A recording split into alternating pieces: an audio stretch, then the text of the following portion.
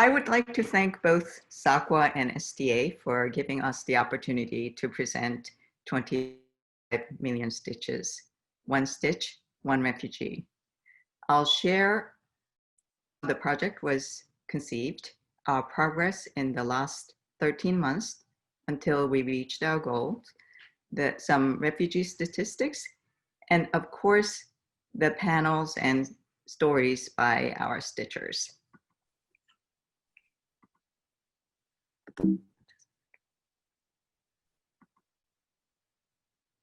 In April 2019, I came across UN data that was very alarming. It reported that there are over 25 million refugees in the world. In my own struggle to comprehend this astronomical number, I wanted to create a data-driven work, which would provide a tangible clarity of the number of people affected. The first thing I did was to go buy a Sushiko quilting machine with the ambition of stitching all 25 million stitches on my own. Well, 3 days and 12,000 stitches later, I broke the machine, which made me reassess my medium and the message this work would convey. Up to this point, I have never done a collaboration, but I felt that this project would be most meaningful if a large global community could come together and stitch all 25 million stitches by hand. And that's how the project was born. I have a disclaimer here. Many of the panel images are cropped to show details, and in some cases, the panels are slightly distorted to fit the frames. The mission for this community art project was to engage with the public, to sustain a conversation about the refugees, and to visually represent 25 million people. And I wished that the long hours of stitching would empower each stitcher to believe in his or her ability to make a difference for the refugees, as I had experienced through my previous artwork on this crisis. 4 years ago, when news of Syrian and African refugees were being reported weekly, I shied away feeling overwhelmed by the immense human suffering. Still, I couldn't shake off the desperation I saw on the refugee parents and their children's expressions and body languages. So I started a visual journal, seeing and recording one refugee or family a day. Within a week of sketching, I was surprised to feel the weight of my hopelessness lifting, and in its wake, I discovered a budding courage that I might be able to speak on their behalf, which is how I continued with making art on this difficult topic, and felt that I could organize a global community project. Here are some of the statistics from a 2018 UN Refugee Agency's report that inspired my original call to action. Among 25 million refugees counted, over half were younger than 18. Today, one person is forcibly displaced nearly every 2 seconds. Of nearly 80 million displaced people worldwide, only about 100,000 have been resettled, which is slightly more than 1 out of 1,000 people. In the bottom left graph, which shows the data from 2009 to 2016, the darker blue signifies the number of refugees fleeing human conflict, while the light blue represents the number of refugees displaced by the natural disasters.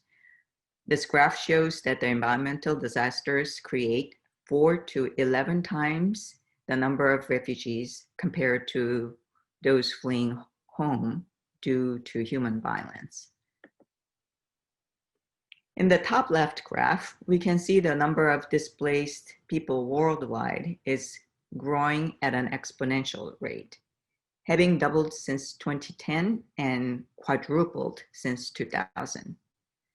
The bottom graph shows the number of refugees from Muslim countries who were allowed to resettle in US from year 2016 on the left, 2017 in the center, and 2018 on the right, which shows 0.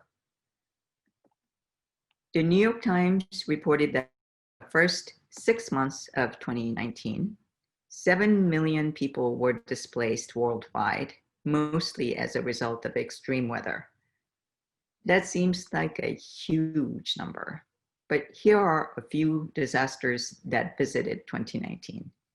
In Chennai, India, a city of 9 million residents that used to boast its fresh and abundant reservoirs ran out of water completely.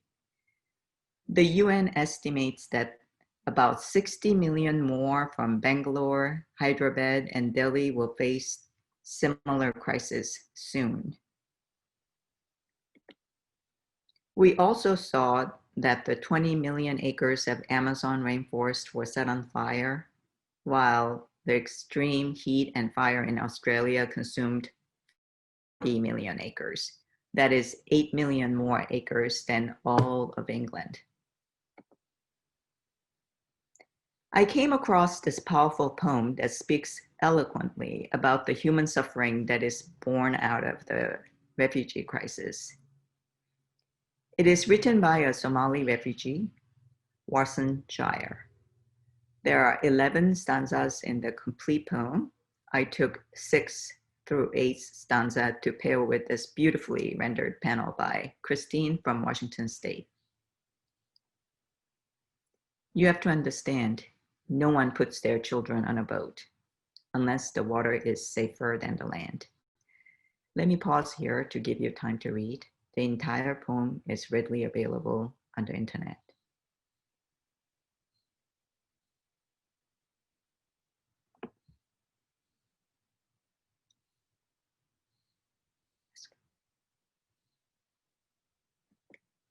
Now back to the project. My initial call for the stitchers was met with an almost dismal response, perhaps because the artists whom I tried to recruit all knew how big a commitment hand stitching a 60-inch long panel would be. I was blissfully unaware of the daunting scale of such an endeavor, so I eagerly went about imploring for participation from my yoga studio, book club, art groups, family and friends, and learning many organizational skills on the go. Some of the lessons I learned each week were quite basic. The majority of participants were from the general public, novice stitchers, school children, and volunteers with limited time, in addition to the textile artist. It dawned on me that the project had to fit the participants' need and lifestyle. So we adapted to a more manageable panel size. The original 60-inch long panel shrank to 30, then to 15 inches at the peak enrollment when we were sending out over 30 panels a week. The initial recruitment was slow. Although we heard from many people who shared our enthusiasm for the project, 7 months into the project, in January of this year, we barely had 2 million stitches counted. We owe our thanks to our growing community of volunteers who were able to keep our enthusiasm for the project alive with their many ideas. How better to stay in contact with participants, organizing and running sewing circles, offering their skills on the technical front, and wordsmithing our newsletter. My goal for the installation of the completed project is to mirror our interconnectedness. Just as every person is united through family, community, culture, and species, each stitch is presented on a panel, each of which is joined into a long vertical flag. And the flags together represents one large textile artwork, a community expression of what 25 million human refugees in the world look like. I want to say a little bit about how I chose hand stitching as a means to tally the number of refugees. I felt that the comforting medium of hand stitching would be an unthreatening way to invite a potentially controversial discussion around the refugees. Textile media uniquely exudes a traditional feeling of home. The panels serve as a visual reminder of the enormous number of people who no longer have their homes. Sewing was once an activity that was part of everyone's domestic landscape. And in many of the home countries of the refugees, it still is. Stitching is a way to mend something, to fix something that's broken. So I feel that symbolically, our collective stitching is an act of mending our world. We had barely 100 stitchers recruited when Rosma, a Lithuanian college student learning about the project through social media, emailed to say that she would like to recruit stitchers from Lithuania. This news was a much needed booster shot for our project. Rosma and Aisti, our two angels, knocked on many local doors to coax participation from a reluctant older generation by reminding them of the hardship they endured from many invaders throughout their history. Once these stitchers were on board, though, they were committed and became ardent advocates for the cause. As you can see, embroidery is a thriving craft in Lithuania, and we received 68 amazing panels from Rosma's group after they held a smashing local show of the 25 Million Stitches project. Photos of Lithuanian panels and the growing presence on the social media finally helped the project to gain traction. So a larger number of people started to sign up from all over the world.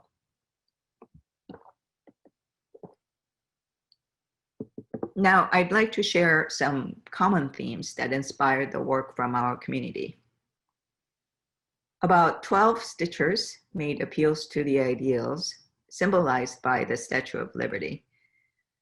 Although US closed its doors to all Muslim immigrants in 2018, the message of our stitchers was clear. Uphold our national creed and honor our collective heritage of building this nation with the diverse talent and cultures from all parts of the world. Thanks to our volunteers who organized many sewing circles around the world and the 5 we led in various museums in Sacramento, Chico, Sebastopol, and San Jose, we enjoyed a large level of participation from schools, all the way from kindergarten to college level. A kindergarten class in Rhode Island, elementary school in Dominican Republic, middle school in Saskatchewan, Canada, and Maine, high schools in North Carolina, New York, Pennsylvania, Massachusetts, and Indiana, Waldorf schools across the country, Cornell University's Museum Club, Minnesota College of Arts and Design, and UC Davis textile design class are some examples. All told, some 400 students, including homeschoolers, adopted 25 million stitches into their curriculum. Hope was another prevalent theme, represented by rainbows, balloons, hearts, stars, butterflies, homes, birds, trees, and circles of unity. Of course, the words themselves were central to the panel designs. Well wishes in many languages appear on our panel. Many sent notes saying how they found the long hours of stitching to be so meaningful to them. And I have come to believe that witnessing others suffering and not turning away from it is an act of compassion. Flags and graphs made the focal design of some panels. Here I'll show you 2 panels that capture statistics of the refugees. What you see on the edges of circular graphs are the names of countries that the refugees are leaving behind, traveling en route, or hoping to resettle. Nancy, our stitcher, related being undone emotionally, realizing the hardship for the refugees who are tracking across the globe when her hand, the needles, kept getting lost trying to stitch across a 10-inch circle on a graph. The family theme was popular, not just in images, but in stories that evolved around stitching. I'm going to share two stories. The panel on this screen, however, are not by those whose stories I'm about to relay. One participant listed 4 generations of her family contributing to her panel. The panel used was once her grandmother's tablecloth. Her granddaughter chewed the yarn that used for the stitching. Her daughter and herself stitched. Another stitcher shared an intimate story and a very lost handwork by her ailing mother. She reminisced in the long chemo sessions, stitching side by side, how she appreciated being able to check up on her mother by stealing glances without arousing her mother's anxiety, who was also intent on stitching. Both the mother and daughter were grateful for the hours they could focus on and give to a cause that was bigger than their immediate worries. We had a request for 60 blank panels from a refugee resettlement center in Blackburn, England. The refugees, referred to as service users, were interested in stitching for the project. The director has been in communication with me and shared how the project has had a tangible impact for the people she worked with. By the time they got to Blackburn, many refugees were cautious, afraid to share their hardship to one another, even after arriving in England. But stitching together thawed their hesitance to open up and brought a much needed sense of community. There were many, many renditions of hands of solidarity, hands reaching out across the barriers. Notes accompanying many panels also contained stories of generosity and hope. I was particularly inspired by our senior stitchers. A few in their 90s put in few lines. Many octogenarians stitched multiple panels. One said that participating gave their group a sense of purpose, something that seems to slip away each day. A participant with her MS asked her husband to build a sewing frame so she could stitch with her other arm. In summary, our stitching community represents a long list of countries and about 2,200 participants. India, Vietnam, China, Japan, South Korea, Australia, New Zealand, Tanzania, South Africa, the Netherlands, Iceland, Ireland, Italy, Lithuania, Germany, the United Kingdoms, Poland, Romania, Russia, France, Spain, Austria, Mexico, Ecuador, Uruguay, Dominican Republic, Brazil, Canada, and the 48 states in the US. Also, we enjoyed the diversity of participation from many different religious groups, including Quakers, Baptists, Catholics, Muslims, Hindus, Jewish faith, and the Church of Latter-day Saints. 25 million is a massive number. As a thought experiment, let's guess how far 25 million railroad ties would get us. Well, 25 million ties are enough to connect San Francisco to New York twice over. Yet in June of 2020, 13 months since I launched the project, we surpassed 25 stitches. We created this video to celebrate our collective achievement. This 3D walkthrough of our inaugural show in June 2021 is rendered by Joe Weber. This installation creates an experiential textile art piece.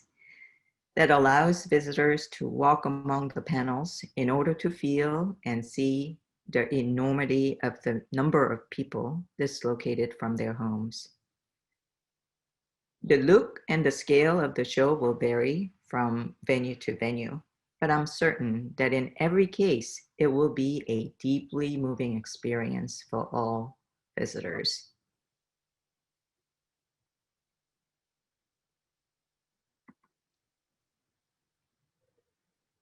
The 25 Million Stitches community are thrilled and amazed at our collective achievement. Naturally, we'd like to share our work as widely as possible. We would like to debut in states bordering Mexico, followed by those areas where we have large participation in the United States.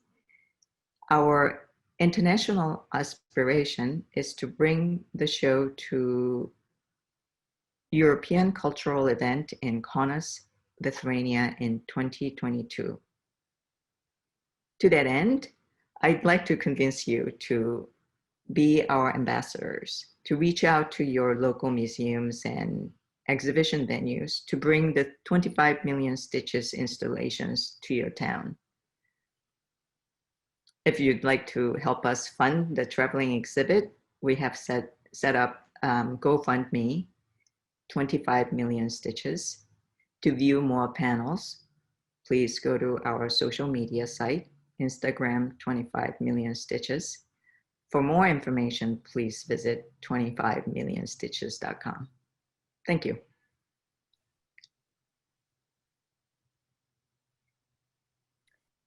Jennifer.